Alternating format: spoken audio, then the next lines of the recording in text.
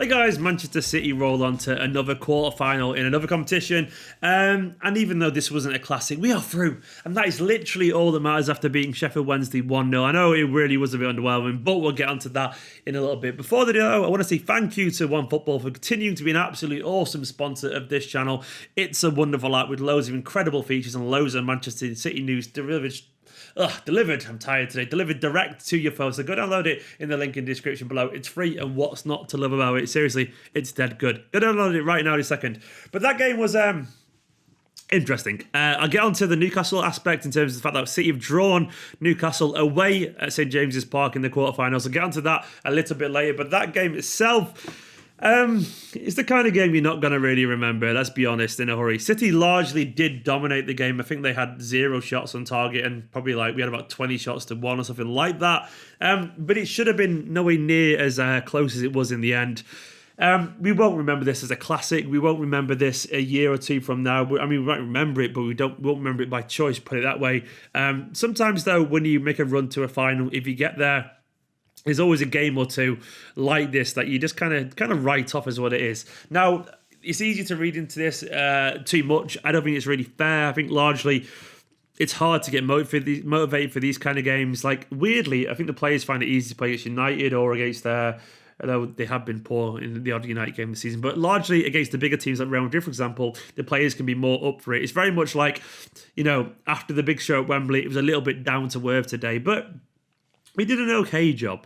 It was a very boring game of football, I'm not going to lie, and certain players were far too wasteful in front of goal. Mahrez should have scored at some point. Maybe Aguero could have had another. We hit the crossbar. Stones should have done better with a header. Sterling definitely should have scored late on. But that is the story of Manchester City. At least this time we didn't concede a goal. We should have easily wrapped this up. But it didn't happen, but we won 1-0. The goal itself was a little bit... he was a little bit lucky. The keeper, he had a great game, by the way, their keeper. He would have enjoyed being on the BBC tonight and having that kind of focus on him. He was lucky to see the goal kind of bounce off his hand and go in, but, I mean, it was kind of deserved for City. Aguero was okay other than that, really. To me, the standout was Benjamin Mendy. I loved watching Mendy kind of bulldoze forward, and I felt like in the second half, really, in particular, he was the one trying to drive us forward, got an assist with a lovely pass, hit the crossbar with an absolute thunder bastard of a strike, and I thought his energy was good. I know he wasn't really perfect with his delivery, but it looks like he's starting to slowly find his form. I was very happy for Mendy. Mahrez was pretty good, but I think he was wasteful in front of goal. Mahrez sometimes can have indifferent games against teams like this. I remember against Oxford, he was a little bit indifferent as well. But that's very much a Mahrez kind of thing. The midfield, to me, was a little bit one-paced. I mean, I think the passing from the defence wasn't particularly great either.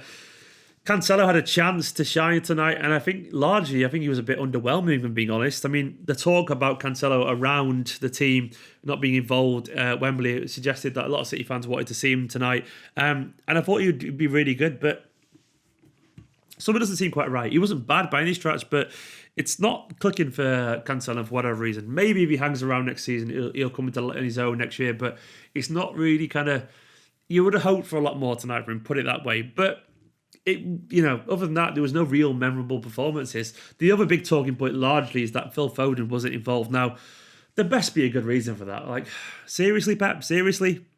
Honestly? Really?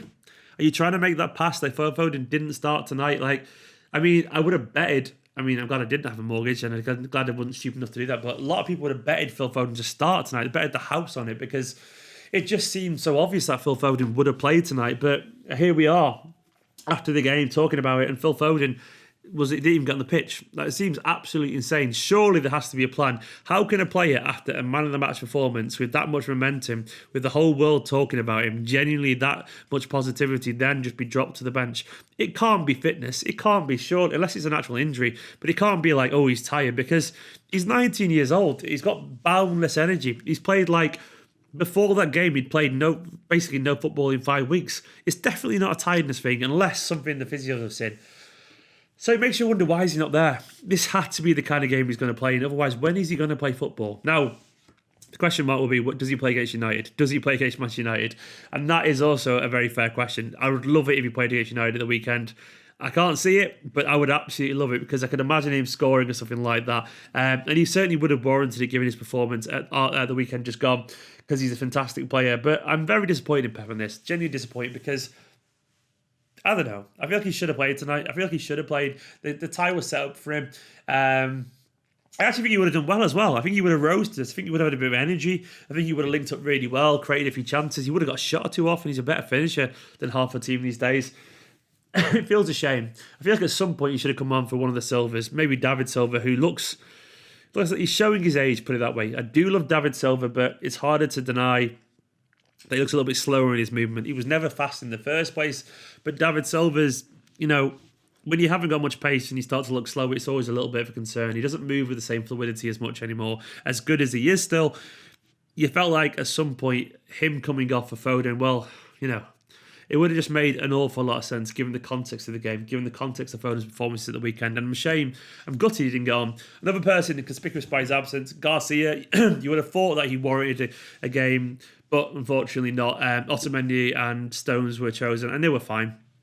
They were totally fine, as you expect they would be against Sheffield Wednesday. It wasn't a good performance. And the temptation here is to go, oh, that wasn't good enough. We should be embarrassed, should be ashamed. And even though I agree we should not be happy with that, it is harder sometimes to get up for games against Sheffield Wednesday. And sometimes these kind of things happen. We're not fluid at the moment. I wouldn't say particularly fluid or expansive. But I guess when someone like Kevin De Bruyne is not involved, which I presume, by the way, is just a precaution, just resting him because he's so important.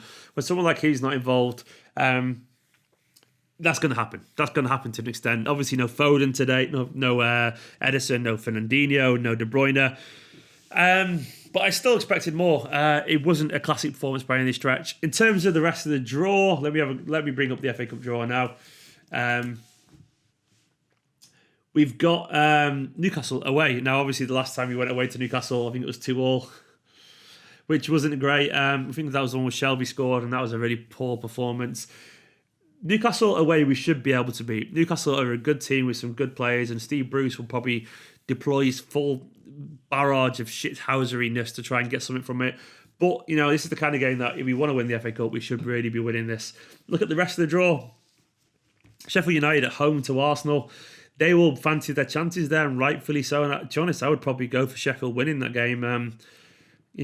This is the kind of competition Sheffield United were thinking, you know what, given the season we've had, this could be the icing on a fucking beautiful cake for them because they've got some good players, and they've punched above the weight all season, and why not in this competition? Then other than that, it's the maybes, Spurs Norwich, which I think is in extra time maybe at the moment. Maybe how that goes by the time you're watching this video. Spurs or Norwich versus Derby or Man United. Let me just check how Spurs or Norwich is getting on actually. So I'm going to waffle for a little bit. How is it getting on? How are Spurs getting on right now this second? Stalling. It's currently 1-1, 110 minutes as I'm recording this video, so we still don't know what's going on there. So it'll be Spurs or Norwich versus Derby or Man United, which is obviously tomorrow with Rooney going back to his old club. Not going back to, just playing. And then we got Leicester versus Chelsea, which is good for us. Two of the bigger, better clubs will go out. But we should fancy our chances here. We should do. We should beat Newcastle away, and I don't really see why not. Tonight wasn't really a barometer where Manchester City are at. Sometimes you got to turn up and be professional. This wasn't a expansive game of football. For me personally, I'm just happy with the Mendy story. I think largely Mendy is getting better. He's getting there. A lot of people always said that someone like Mendy needed about 20 games to find his rhythm, to find his confidence at Manchester City after the injuries. And I think he is getting there. He's starting to find assets of his game that we thought maybe were gone. Tonight he was good. Seriously, give the guy a bit more time. Give him another 6-7 months doing some rondos and getting his touch up, and maybe we'll start to see the best of Benjamin Mendy, because I think he was good tonight. It was nice just to see that. I would have liked some more positive stories, but it didn't happen, unfortunately. Anyway, guys, I want to say thank you as well to everyone who joined me for the live watch along. My voice is very tired, but that was so much fun. You're all absolute heroes, and seriously, I think I've got the nicest fan base on YouTube. Honestly, you're all such a bunch of lovely people. And also a big thank you to all these people here. These are my Patreons. Patreon.com/Esteemed Kompany if you want to get involved. There's loads of tiers for loads of people. You can get extra content. I've done loads of bonus videos going forward, including ones already available. And you can also get a shout out and all that kind of stuff. If you don't want to, just just remember to like, subscribe, all the usual stuff. And now, though, let me know what you thought of the game in the comments below. Let me know your man of the match, what you make of the draw, that kind of stuff. And then make sure to go and follow me on Instagram, Twitter, and all the usual stuff. And now, though, I'll see you tomorrow for another video in a bit.